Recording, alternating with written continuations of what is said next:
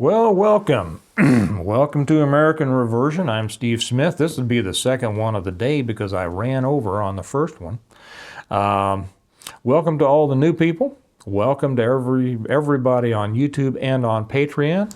As I say, and I should slip in here. I've said it before, but we have some of the smartest commenters on YouTube. And it's just getting smarter and smarter. The last couple of videos that I put up here, I read the comments, and I tell you, you all have a lot to share with the people around you. So keep those comments coming. If you would like to support the channel, you can do that by joining us as a patron over on our Patreon channel. The link is down below. And pledge $1 or whatever you would like. And we appreciate that very much. By the way, thank you especially to those of you who are, and I know there's a number of you, because I can see it, who are pledging more than $1 a month, and we sure appreciate that. It helps us. We put it back into what we're doing here. It'll help us get the word out. Besides that, this is brought to you by a couple of things, a couple of books. My first book, The Reversion, after which I named this channel, by me. There I am, Stephen C. Smith. And my fifth book, and there are numbers 2, 3, and 4 in between. And the fifth book being The Blessings of Freedom. It just came out. These are the Stonemont series, and it is about the collapse of America and the rebuilding of America the way that I think it should be. And if you kind of agree with some of the things I say on here, I think you will agree with the way America needs to be rebuilt. You can find those on Amazon, Kindle or paperback, and the best way to do it, they don't have this one for some reason. They don't have this one linked up with the other books. Matter of fact, they've got the wrong author on the page of this book, and I'm trying to get that fixed. I'm sure I'll get it fixed pretty soon. The best way to find these, though, is simply to go to Amazon and put in Stonemont series by Stephen C. Smith, and you'll be able to find them. Like I said, the first one is The Reversion, the second is The Revival, the third one is The Renewal. The fourth one is An Appeal to Heaven, and then the fifth one was The Blessings of Freedom. Okay, we started off the last one with talking about Biden's ridiculous faux pas about saying that that Putin should be removed from power. I just want to remind ourselves here about that the world leaders rebuked Joe Biden, this is a Breitbart article, after sloppy Ukraine speech in Poland. Well, sloppy is being rather kind. It says, so let's see what we got. This is today. This is just out today. So we're catching up out for the weekend. This is by Wendell Husebo. President Joe Biden's call for regime change in Russia could embolden Russian President Vladimir Putin to escalate war tensions with NATO. Yeah, you think? On Monday, Western NATO allies France and Germany tamped down President Biden's Saturday assertion that regime change is needed in Russia, a statement the White House immediately retracted. Nevertheless, world leaders felt the need to respond to Biden's statement by suggesting his words, quote, could make it harder to resolve the conflict. Well, you know, Biden makes a lot of things harder to resolve.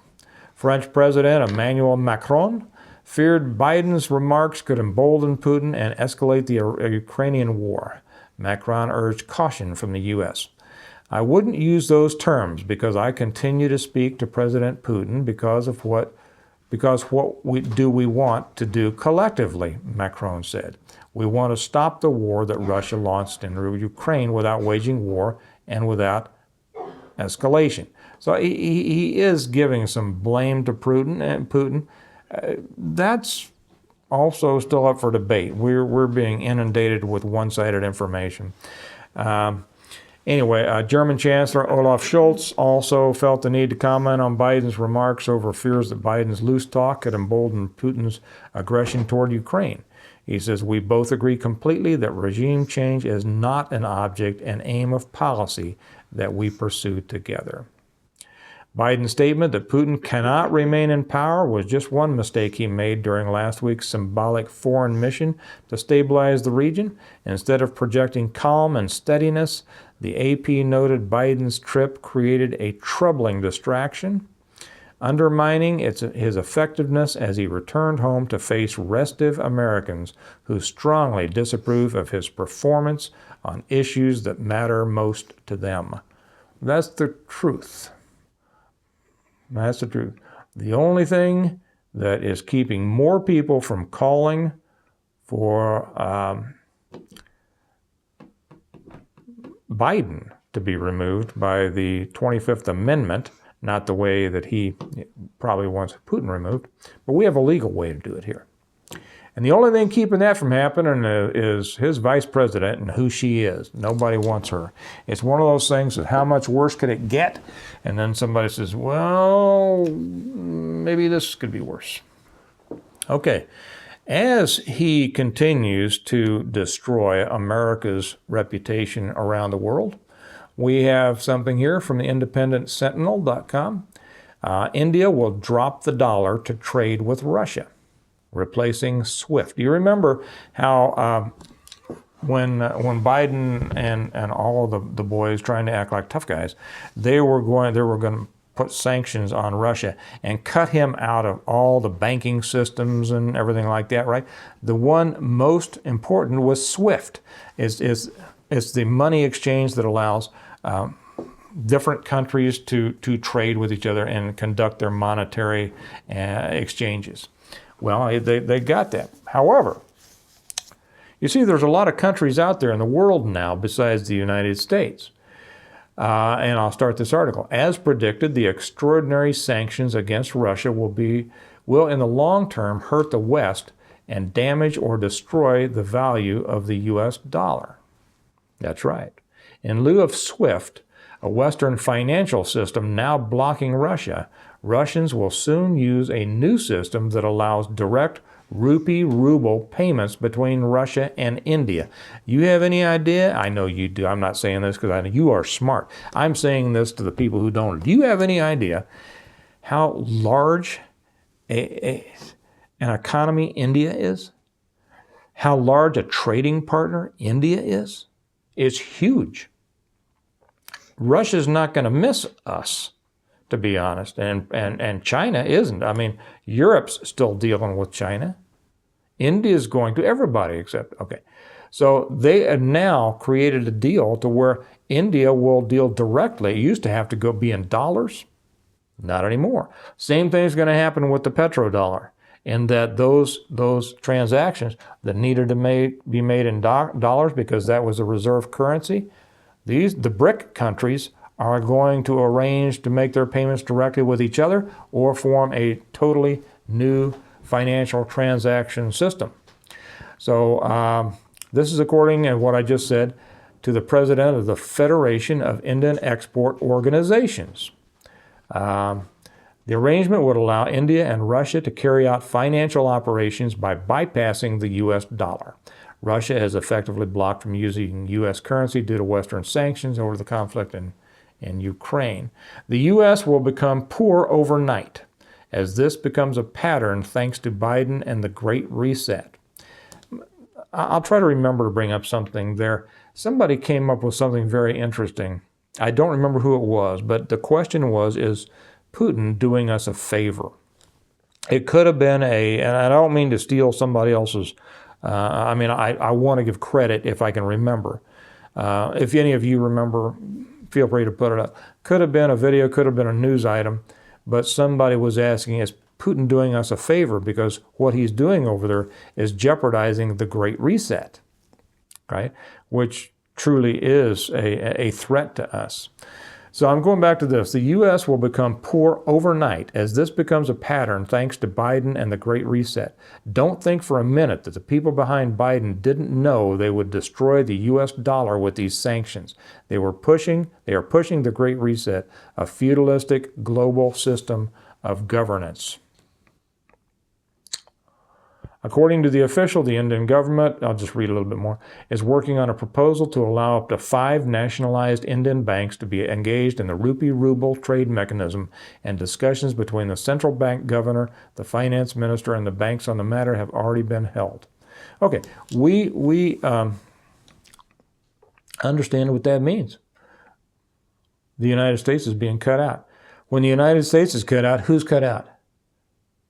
American business. Not necessarily those companies that are international or global, right? It's the American consumer that's going to get hurt, and American companies. Here's something that is kind of a blast from the past, but it applies today. This is from Investors Business Daily. And let me go down and catch the date on this. January 10, 2013. But listen anyway, because it still applies. This is interesting. Warning from Russia. America, and you're going to think, oh, they're warning, they're going to come after. Warning from Russia. Americans, never give up your guns. Let me read this just a little bit. As the administration considers repealing the Second Amendment, who was president in 2013? As the administration considers repealing the Second Amendment via executive order, a reminder of its true purpose comes from a country that has suffered greatly from murderous and criminal tyrants. The president is going to act, said Vice President Joe Biden, who is conducting meetings all week on possible gun control measures in the wake of the Sandy Hook shootings in Newtown, Connecticut. Yeah, don't get me started on Sandy Hook. Some of you know about that. There are executive orders, executive action that can be taken. We haven't decided what that is yet, but we're compiling it all, says Biden. Never mind the Constitution says the right to keep and bear arms for any purpose shall not be infringed. We are assured that what Biden was talking about was sensible restrictions on firearms, such as mental health reforms that would keep guns out of the hands of the mentally impaired. No one would disagree with that. Well, you know, it's truly mentally impaired.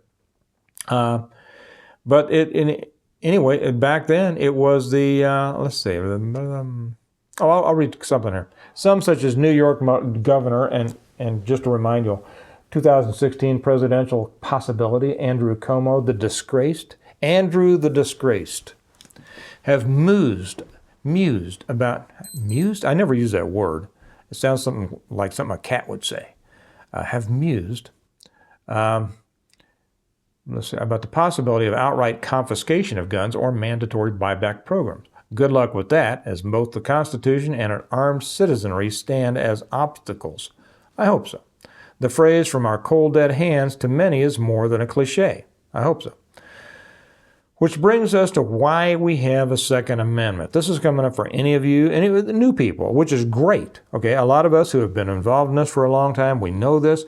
But for you newer people who may not be familiar, we welcome you and we want you to have the same information so that you can fortify your position, as it were. So, which brings us to why we have a Second Amendment. No, it's not to protect the right of states to have their own militias, nor is it to defend ourselves against rampaging deer. I put that in. George Mason, called the father of the Bill of Rights, said, here it is, "What is the militia? It is the whole people," meaning everyone. "To disarm the people is the best and most effectual way to enslave them." James Madison, called the father of the Constitution, said of tyrants, "They were afraid to trust the people with arms and lauded the advantage of being armed, which Americans possess over the people of almost every other nation." So way back then, writing in the newspaper Pravda, where he is a regular Pravda, that was the Russian mouthpiece, the Soviet mouthpiece, where he is a regular contributor, Stanislav Mishin notes that one of the first things the early communist rulers did was to disarm the population. From that point, he says, mass repression, mass arrests, mass deportations, mass murder, mass starvation were all a safe game for the powers that were. The worst they had to fear was a pitchfork in the guts, or a knife in the back, or the occasional hunting rifle. Okay. That was the Russians warning us way back then. Don't give up your guns. That seemed kind of interesting that it was Russians warning us on that. Okay, this is the second one of the day. So I'm going to cut this a little short. The one before went a little bit long. But just to kind of put it out there, think about what's going on. We already had plenty of problems here in the United States. The ones who have caused the problems are now creating more problems to cover their existing problems. What we do about it is the important question. What we're allowed to do about it, what I say by that, is that what's going on over there with things in Ukraine, they could make this spin up however fast and as soon as they want to. What's the solution? There's really nothing that we as individuals can do right now except pay attention, be aware, share this information with other people. The more people who are made aware of this and made to understand it, the better chance we're going to have to come out the other side of this in something resembling a free America. However we get to that point, I have no idea. Some of you have very good ideas, and I look forward to hearing them. Put them down in the comments and discuss them with each other. But that's what we do right now. What we do is we stay informed. We have whatever small political influence we can have. We talk to people. The politicians are going to be a little bit more, I won't say responsive, but they'll act like they are because we're coming into the off-year elections. So make your voices heard. But other than that, prepare. Keep your house safe. Keep God first, then your family, and then think about your country. What doesn't mean it's government, but think about what America was supposed to be. What is it supposed to be? How did God intend it to be? He intended America to be a country under Him made up of strong, intact, God-following families. That's the only thing that brings the future that would be worth living. So, with that in mind, I wish you all well. Thank you for supporting us. Share this with your friends. Remember that America needs a reversion or something, and it needs you to be a part of it, and it needs your friends to be a part of it. You can get them on board. Okay. Y'all have a great day. I'll talk to you later. Bye-bye.